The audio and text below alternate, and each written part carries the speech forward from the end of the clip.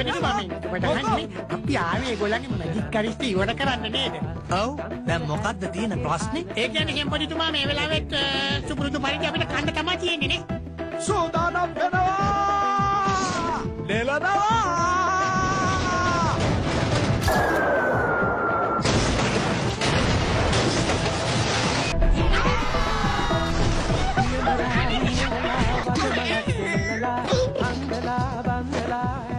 Angela Nelua Nelilla ටිකක් මල් නෙලනවා. අංගිලා ගාවේ. එතකොට මේවම සාර්ථකයිද? හොඳටම සාර්ථකයි.